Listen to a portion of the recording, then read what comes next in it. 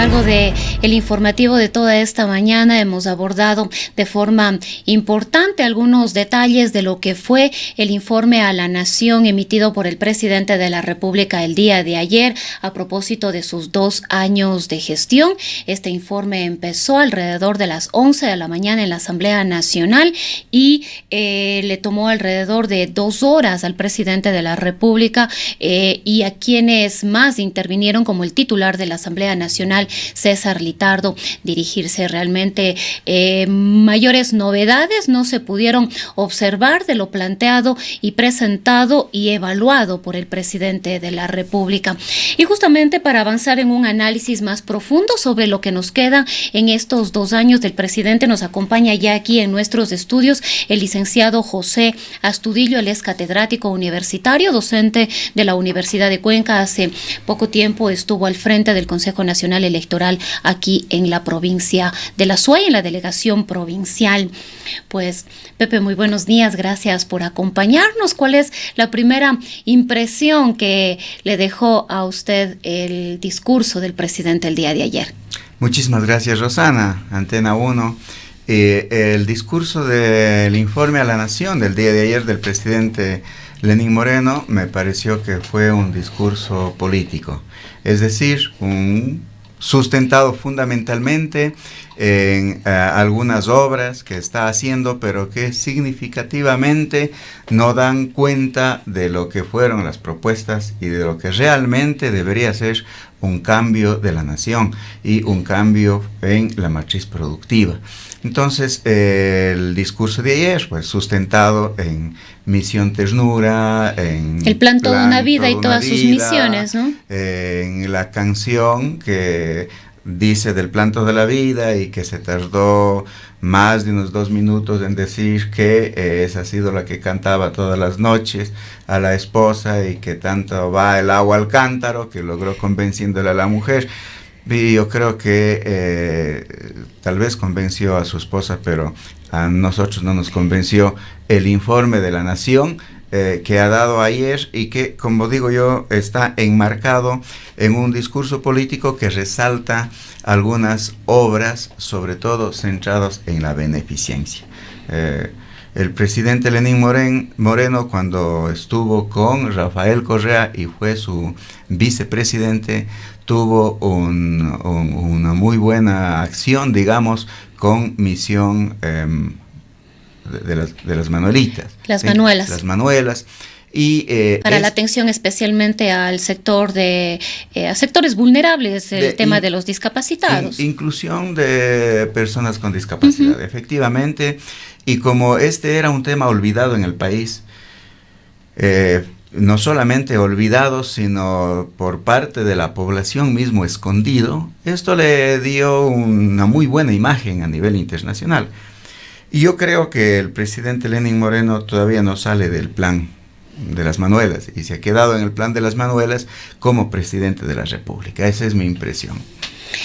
Ahora, justamente conversábamos también con ANRES y esta era precisamente una de las reflexiones, ¿no? Que el discurso del presidente de la República el día de ayer se concentró más bien en la gestión que se viene realizando a través de Misión Ternura, a través del plan Toda una Vida, pero muy carente de otros elementos que ya luego de 2 años los ecuatorianos, las ecuatorianas de alguna manera reclaman, ¿no? Y uno de ellos es ¿cuál es el norte? ¿Hacia dónde nos está llevando el presidente de la República a los ecuatorianos y a las ecuatorianas? Hay, por un lado, algunas advertencias de que el gobierno con el presidente de la República, Lenín Moreno, ha dado un giro de 180 grados hacia la derecha y que ahorita estamos concentrados en las imposiciones que de alguna manera se vienen a propósito y a partir de los acuerdos con el Fondo Monetario Internacional. Este es un buen punto. Yo estuve revisando ahora el plan de Alianza País del programa de la Revolución Ciudadana entregada en el 2017 al CNE. Es decir, el que le llevó a la presidencia de la República. A la presidencia.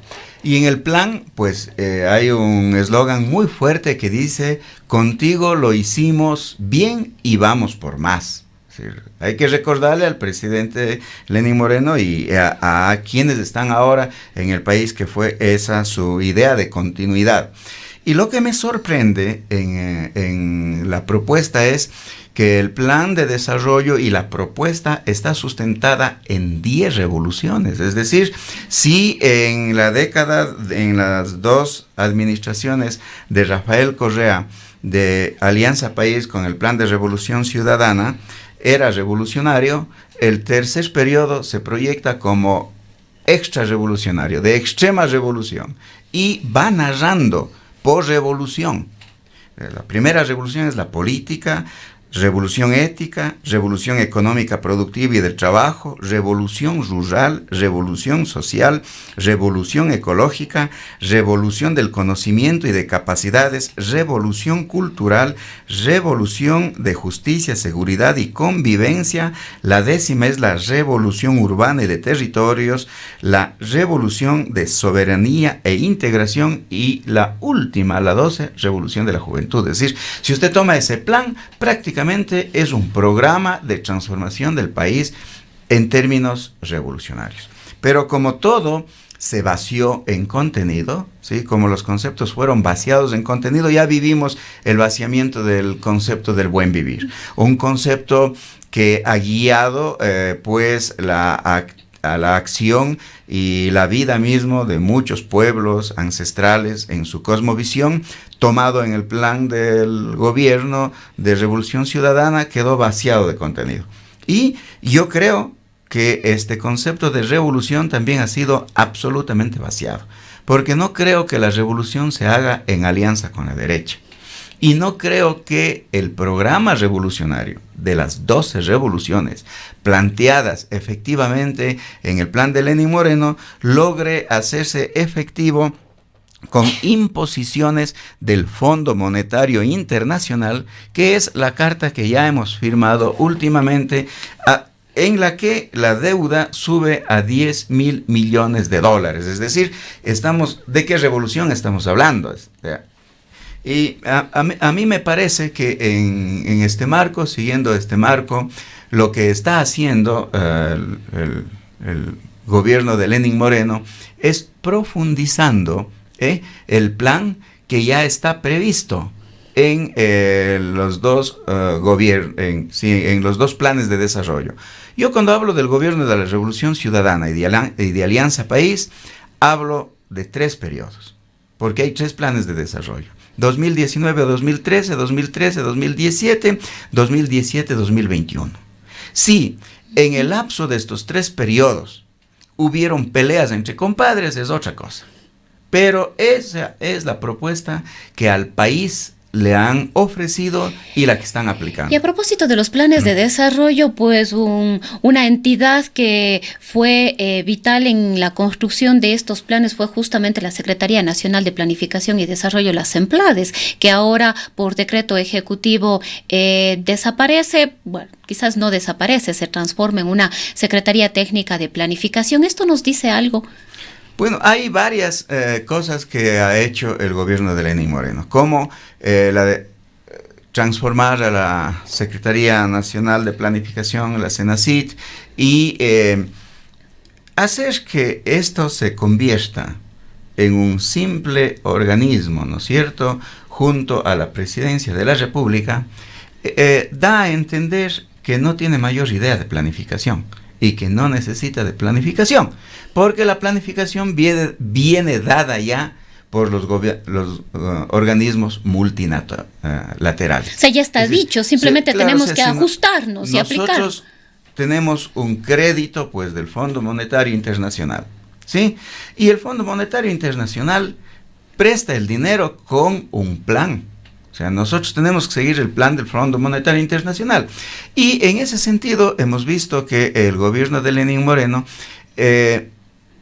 no creo que esté dando un giro a la derecha y al neoliberalismo, sino que está aplicando el plan de la derecha y del neoliberalismo. Entonces, todo el tema de las privatizaciones, el tema de la flexibilización laboral, esa es una presión del Fondo Monetario Internacional que lo ha hecho desde hace muchas décadas. El Fondo Monetario Internacional no presta dinero con derechos laborales para los trabajadores, ni presta dinero con alta inversión de los fondos en educación y en el sector social.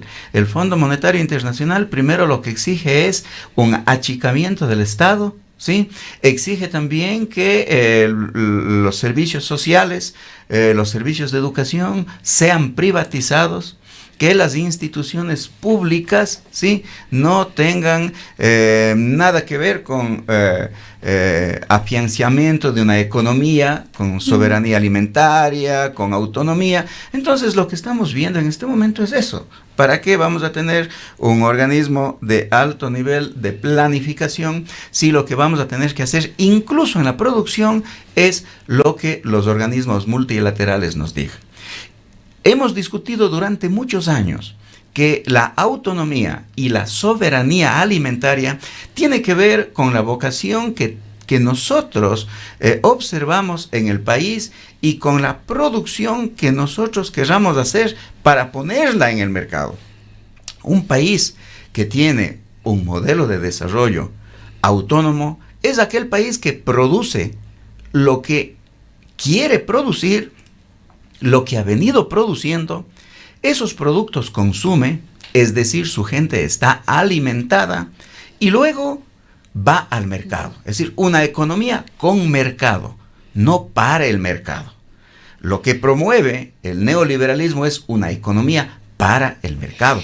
Y justamente en este tema, Pepe, nos enfrentamos también a las declaraciones que hizo el presidente el día de ayer en su informe de gestión, advirtiendo de que la política minera se mantiene y quizás hasta se fortalece, que los proyectos estratégicos van porque van. Habló claro de responsabilidad, habló de conservación del agua, pero también habló de compromisos ya preestablecidos con algunas empresas mineras y trasladó la responsabilidad de alguna manera hacia los ciudadanos, al decir de alguna manera también que deben dar la opción frente a la ausencia de estos recursos que quedarían de lado si es que no se llegan a dar los proyectos. Esto ya lo veníamos nosotros avisorando y pues cierto es que hay compromisos adquiridos, que los ha adquirido el gobierno anterior y que también los va adquiriendo este gobierno en el tema de política minera y de concesión de pues nuevas formas de hacer minería. Aquí hay dos cosas. La primera, si se lee el plan de gobierno de Lenín Moreno, en el tema de la política minera dice que se promoverá la minería en Quimsacocha y en Río Blanco. Dice absolutamente claro. Esa es la política propuesta por Revolución Ciudadana. ¿Y qué son dos de los proyectos estratégicos del gobierno nacional? Claro, habla de San Carlos de Pananza, habla también de Cóndor Mirador, pero yo revisé el plan y evidentemente que en ese plan está puesto. Por eso cuando el ministro del Ambiente dice la minería va porque va, está refiriéndose a lo que ofrecieron y a lo que ya han dicho y de lo que van a venir aplicando. Entra en contradicción con una revolución también que ha propuesto, que es la del diálogo. Ayer se refirió al diálogo y al consenso y diferenció estos dos conceptos. Él ha dicho que diálogo es un momento de escucha a la gente y de conversación, si quisiéramos llamarlo así en términos técnicos, ¿no es cierto? Y que los consensos son acuerdos que se deben cumplir. Yo no sé en qué nivel está la consulta de Quimsacocha. Si en nivel de diálogo, de conversación, o en nivel de consenso, que es un acuerdo que se debe cumplir. Yo creo que los movimientos sociales en este punto deberíamos ya tomarle esta palabra y decir, elevemos lo más pronto posible a consenso y acuerdo para que el gobierno cumpla. Pero es que además podríamos decir, Pepe, que ya no deberíamos elevar a consenso cuando hay una consulta popular de por medio, digamos, dos consultas populares de por medio, en el caso de Río Blanco, de Quimsacocha, y hay una resolución judicial en el caso de Río Blanco. Así es. Nosotros podríamos decir que el diálogo que las conversaciones, que las ideas, las opiniones de ida y vuelta se pueden referir a lo que es la campaña, donde la gente, unos están en favor, otros están en contra. Pero realizar oficialmente una consulta es ya, pues, ponerse en el marco de un acuerdo y que se debe cumplir. Y la consulta ha ganado ampliamente y el gobierno lo que tiene que hacer es ejecutar ese acuerdo. Pero no nos sorprendamos que más allá de la consulta de Quim Sacocha y lo que pueda suceder en tanto que el gobierno haga o no haga caso, es lo que ha sucedido ahora en Yasuní. Y en Yasuní acaba de darse algo que contradice su propio plan. En el plan del gobierno de la Revolución Ciudadana dice que van a ampliar la explotación petrolera, pero sobre todo a los campos 31 y 43.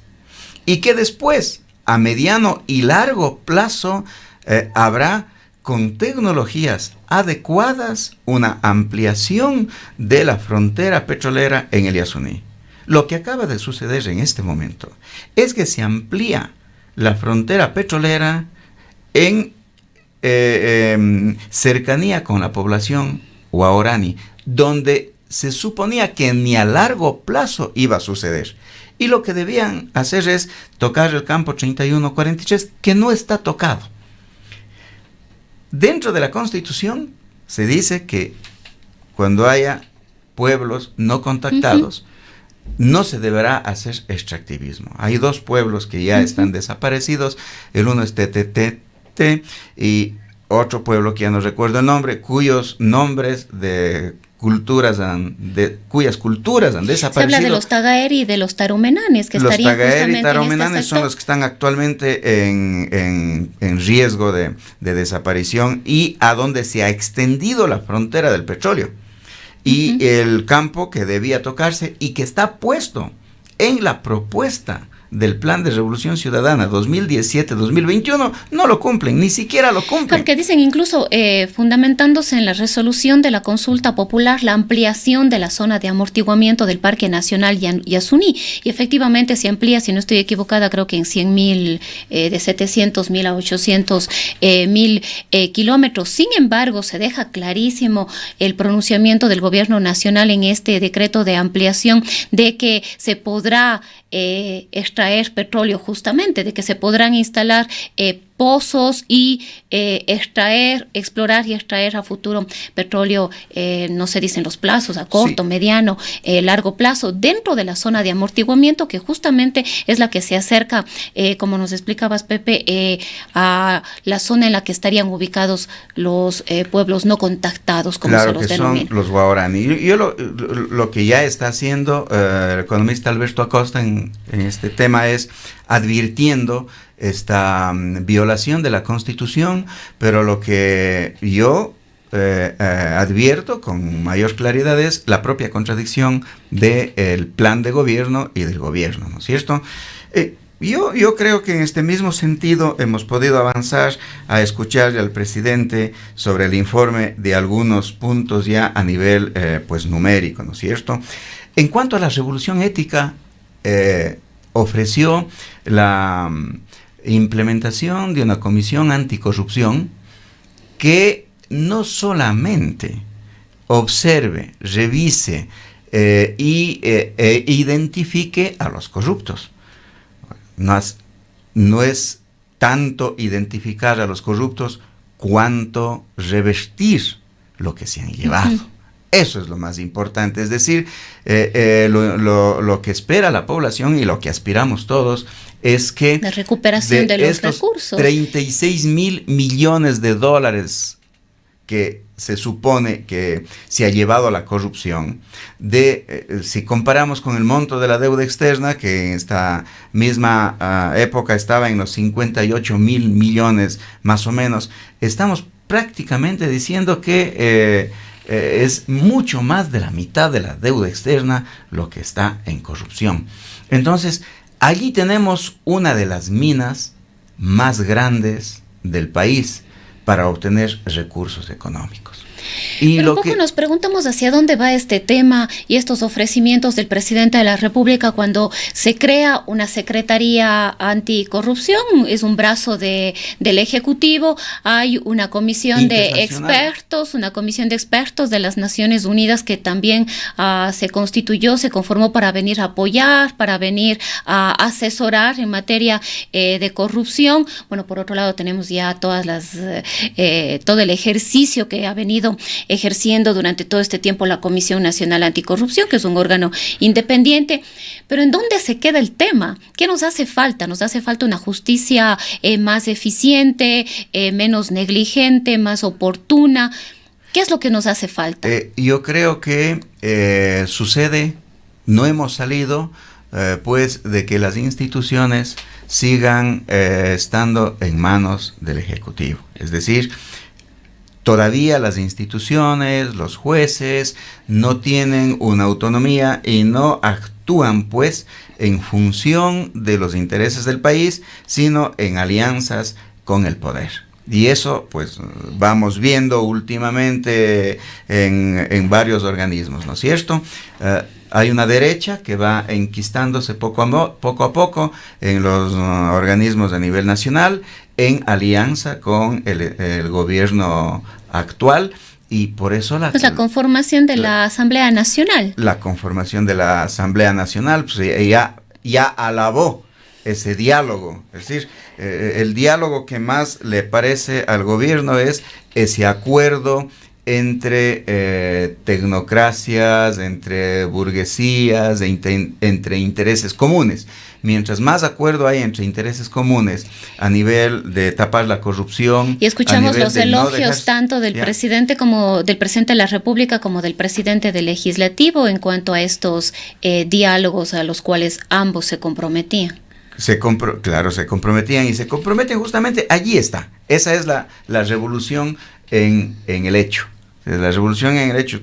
Estamos viviendo una revolución en alianza a nivel interno del gobierno que se dice o que se decía progresista o de izquierda en relación con la derecha. Pues no es cierto. En este sentido yo creo que lo que le comentaba anteriormente, los ofrecimientos que el presidente había hecho se vienen cada vez más al suelo. Plan de vivienda que ofreció pues alrededor de 325,000 viviendas, ha hecho un informe casi de unos 10 minutos, prácticamente de una urbanización.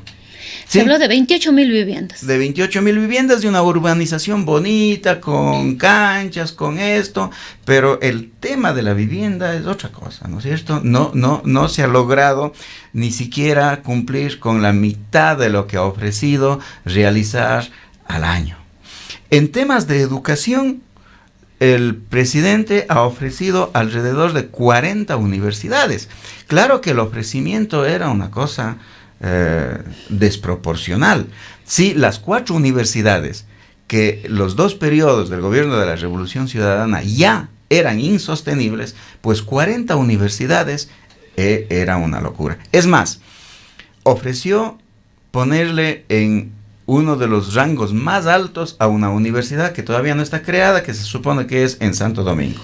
Sí, el presidente Rafael Correa tenía como una de sus obras pues primordiales y su estrella Yachay, él quería hacer en Santo Domingo, es decir, esas desproporcionalidades. No se ha avanzado absolutamente nada. Todo lo contrario, las universidades están en este momento con un permanente recorte presupuestario. ¿Sí? El ingreso a las universidades se vuelve cada vez más difícil, existen exámenes de ingreso que son una traba y que no es esta idea de que nadie se quedará sin educación, no existe una educación, no se ha dado un debate serio sobre la educación y la sociedad, es decir, qué carreras, qué se debería enseñar en la universidad, cómo se debería aportar al país. Solamente existen trámites burocráticos de alineamiento de objetivos. Yo recuerdo las primeras clases que tenía en primer año de universidad o en sexto curso de cómo construir un objetivo específico, cómo construir un objetivo general, cómo se alinea esto, al ni sé qué. Ahora estamos en ese ejercicio. Alineamiento de objetivos al plan de desarrollo y nada más, como si ese fuera. El debate tiene que ser un debate profundo. Por parte de los organismos del Estado, las universidades de este rato están en la tercera reforma de la malla curricular. Una tercera reforma de la malla curricular que a mí me parece que habría que debatir las mallas, me parece interesante, pero creo que este esfuerzo que estamos haciendo es para reducir horas de trabajo. Y horas de trabajo significa menos plazas. Había algunos reclamos de parte de algunos docentes justamente en cuanto a este tema se hablaba, le podíamos leer a Fernando Ortiz, que hablaba del rediseño de mallas que además fueron aprobadas hace muy poco, alrededor de un año más o menos, y tan solo un año después se está repensando en un nuevo diseño, en una nueva reforma. O no se ha hecho bien, o no se atina, pero lo que creo es que hay una reducción, tiene que ver efectivamente con la aplicación de políticas neoliberales también en la educación. Hay una reducción, en el país se han perdido alrededor de 182,000 plazas de trabajo y el gobierno ayer ha dicho que se han incrementado 70,000 puestos de trabajo. Es decir, no ha recuperado ni lo que ha perdido. Peor aún, incrementar el empleo en el país. Nosotros estamos viendo que cada vez más hay una crisis de empleo e incluso de gente que está altamente formada. A mí me parece muy bien que el gobierno vaya a destinar alrededor de 9,000 millones de dólares para los estudiantes becados que tienen que terminar con sus estudios. Es lo mínimo que se podría hacer a estos becarios. Pero la pregunta es, ¿qué van a hacer luego? La pregunta es, estos becarios, ¿qué están estudiando y qué van a venir a hacer cuando en la universidad nosotros vemos que hay efectivamente un altísimo nivel de competencia de empleo? Es decir, no hay una idea clara de cómo enviar a las personas para que estudien y sean incorporadas. Hace unos días visité una experiencia de economía social y solidaria. Y una de las que está liderando este proceso de economía social y solidaria nos decía que uno de los problemas que tienen ellas, porque era un emprendimiento de mujeres, es que el SRI les trata como cualquier negocio. Es decir, que si es que no pagan el IVA mensual y en su momento les cierran el negocio, y que no tienen ninguna consideración, por ejemplo, en el tema de las compras, en el tema de créditos. Tenían el asesoramiento del Instituto de Economía Social y Solidaria, pero ya no había apoyo económico, que el apoyo económico se estaba restando. Sin embargo, el presidente ayer ha hecho gala de haber condonado, de haber perdonado el pago de impuestos a los empresarios. Y hay que recordar al gobierno que en la Constitución de la República dice que nuestro país tiene 4 ejes económicos. La economía pública, la economía mixta, la economía privada y la economía social y solidaria. Pero son 4 pilares. Y justamente una de las deudas más grandes, Pepe, es con la economía popular y solidaria. Y bueno, en honor al tiempo tenemos que cerrar ya este diálogo. Queremos agradecer la presencia de José Astudillo, él es catedrático universitario, docente en la Universidad de Cuenca.